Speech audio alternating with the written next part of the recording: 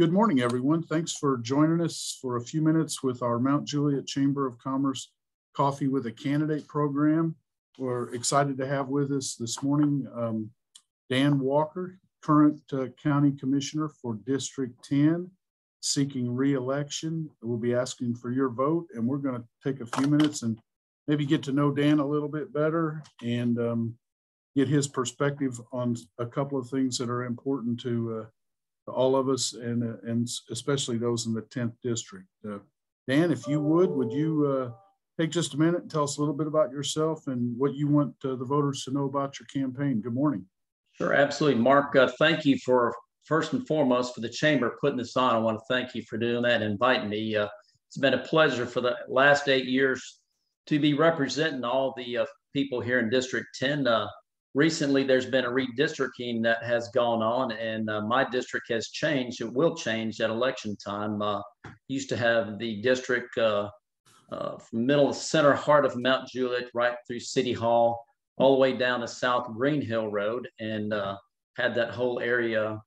And it stopped right in my neighborhood at Woodland Place and kind of stopped there at Curd Road and took that whole middle section, the heart of what I want to say, old Mount Juliet.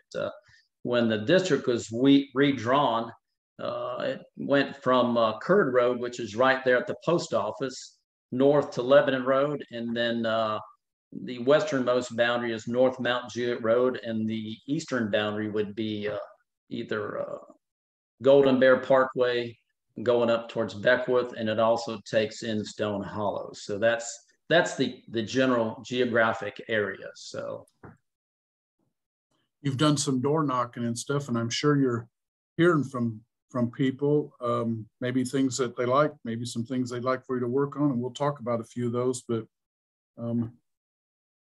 most of the time, people will sure let you know if they see potholes or broken signs or burnout lights or tall grass or whatever. But as you're going out meeting people in both the district and the new ones, what are you hearing from folks that are important to them and therefore probably important to you?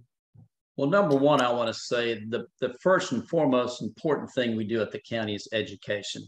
Over 70 cents of every dollar goes to education. Now, I have met a lot of school teachers out there, and we have got to get our teacher pay improved. Our teacher pay in Wilson County is lower than Rutherford, it's lower than Davidson County, it's lower than Lebanon Special School District. And I'm hearing from teachers, and I'm hearing from people that live here, and I'm hearing from people that are moving here that they want quality of education is why they've moved here. And they want teacher pay improved. They want us to recruit and retain high quality teachers. So I think first and foremost, that's the number one thing. Number two, we've got to improve our infrastructure. Our roads, we've got to improve roads. A lot of what we see out there are state roads. We've got some county roads. I think our county road commission does a pretty good job with the resources we have. So I think roads is an infrastructure need for sure. The potholes that are out there, we've seen it through this winter season. That's an important thing.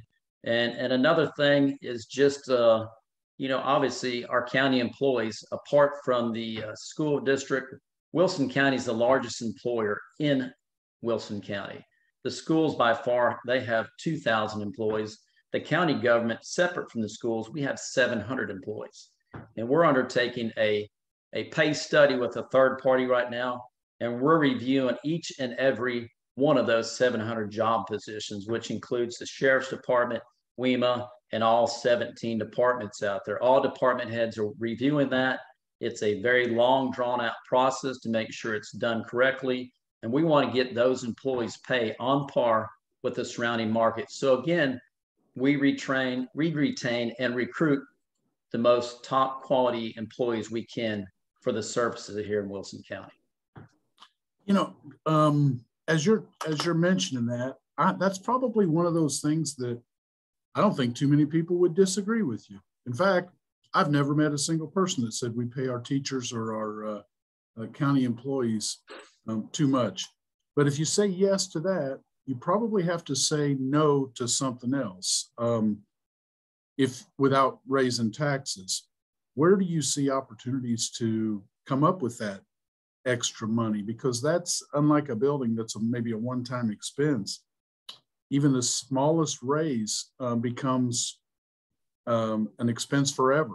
And probably the responsible thing to do is make sure that forever you have a way to pay for it. So where, and that is not a trick question or a setup question by any means, because I think a lot of people want to know, where can we get creative? What might be something that we're not doing right now that we could do? None of us want to see our good teachers go away. None of us want to see our friends and family leave because they're not getting a good education. But typically it comes down to the money. What might be a creative way to that we haven't looked at before without raising taxes? Sure, there's a couple things we can look at, and one things we have done in the past is it's called a AFT, or adequate facilities tax. A lot of people might want to see growth from the outside, people coming in to pay their way in for infrastructure needs. So that would be, we did raise in 2018, we raised the adequate facilities tax from $3,000 per unit to $5,000 per unit.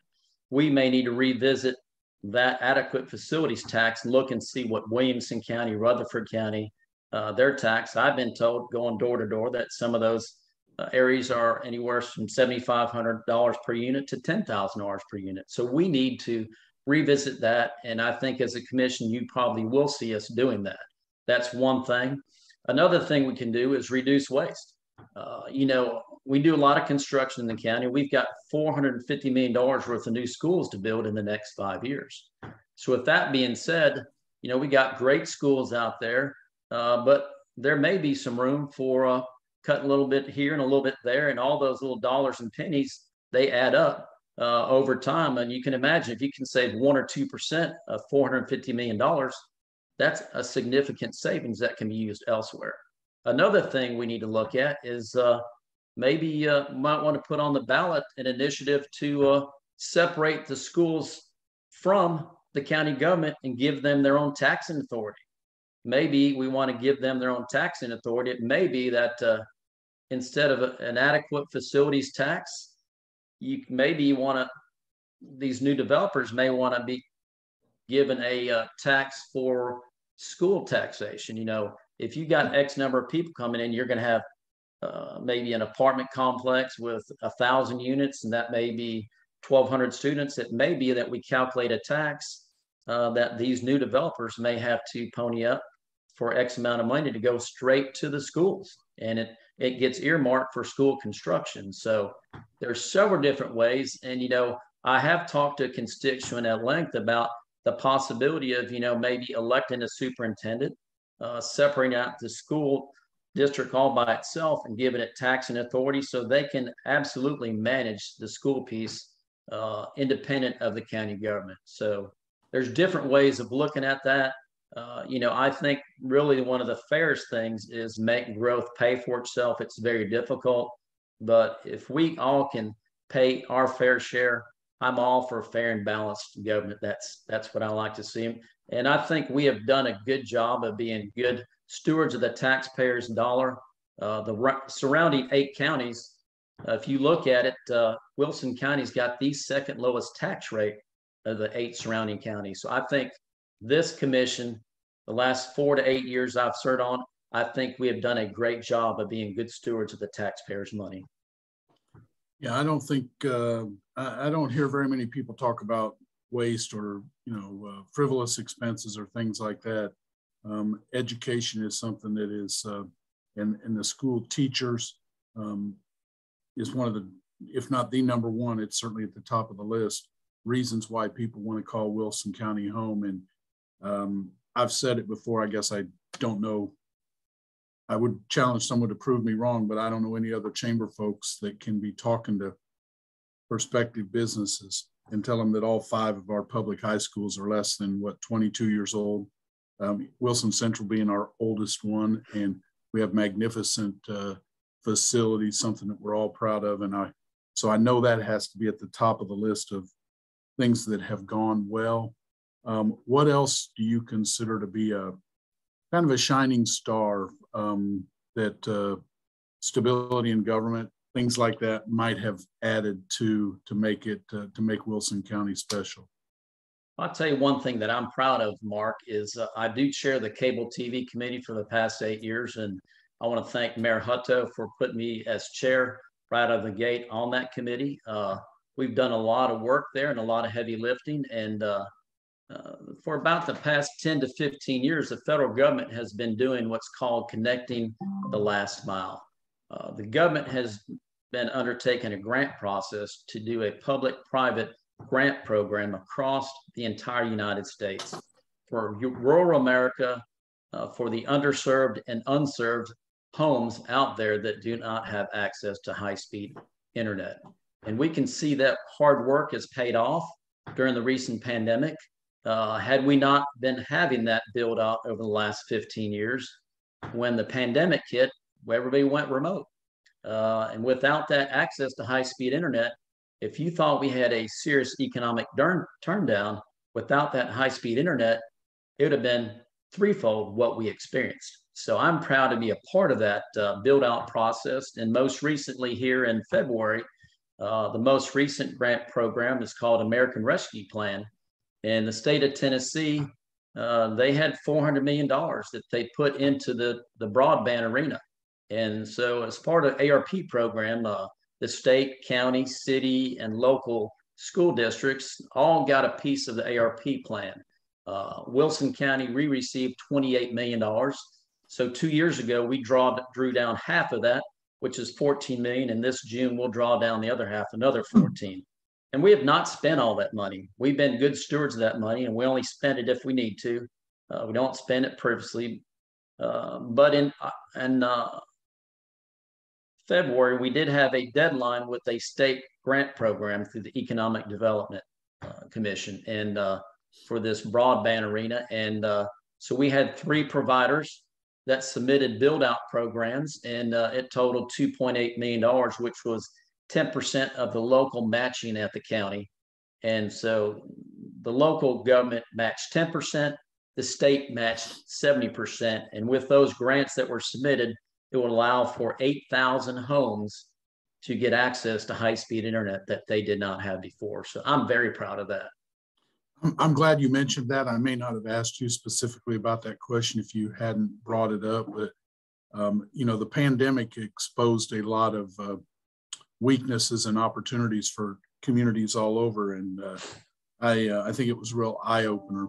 People found out that not having access to broadband was not necessarily an economic demographic. It was more of a location. And you can send the kids home with the greatest computer and knowing how to use it and all that. But if they get home and don't have access to the internet, we've got a problem. Wilson County has a problem. So that's one of those things that probably doesn't make the newspaper a lot. And not a lot of people know what you're doing. But I know I personally thank you and the committee for keeping that in the forefront and keeping your foot on the gas. So I like to ask candidates who are seeking the position for the first time, perhaps, what would you like to do in your first 100 days? That's a great question. But for someone who's been up there, experienced, maybe share with us what are the first couple of 3 months like when new commissioners come in? You get a new set of dynamics. Hopefully the priorities don't change overnight because, you know, a handful of new folks are there.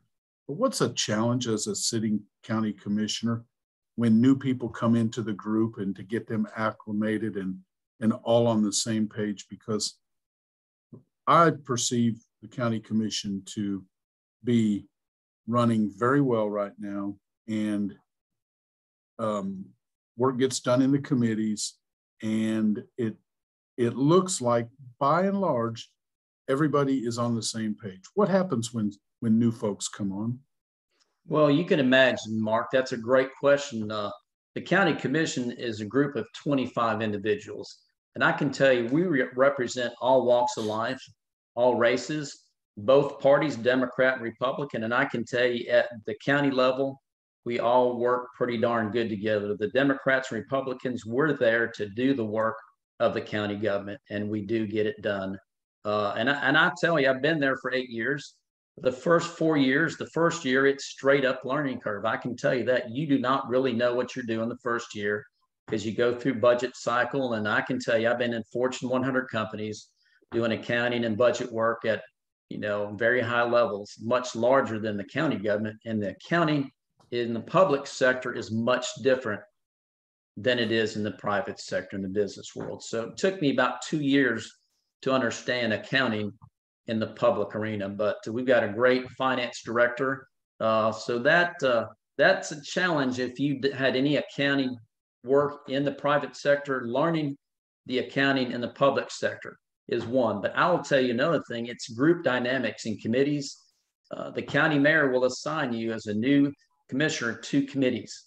So we get assigned to committees. There's a chairperson and vice chair. And the group dynamics, you have to work in teams. It's teamwork, whether it's EMA, public works. I'm on public works. So any buildings are out there. The law enforcement, which deals with everything with the sheriff's department. All those committees are faced with very important decisions each and every month. So first of all, you have the group dynamics in the committees. And then issues come before education from the school board. All that comes before the budget committee every month to talk about the dollars and cents of it. Agricultural committee is a huge one with our expo center and our 300-acre ag facility for the fairgrounds out there. A lot of responsibility. Now we got the state fair on board. You can imagine there's just a tremendous amount of work. So when you get new people coming in, you have to create new relationships. Because like you said, I want to say the last 4 years, I'm proud to have served with all 25 of these commissioners, 24 other. I want to say we've had a very great dynamic group with a lot of experience. I can look at Sue Banana with her experience, Sonia Robinson, Terry Ash, Kenny Rich. We've got 6 commissioners that are retiring, well over 140 years of experience. We're going to go from 140 years of experience to 0. So I can tell you experience matters.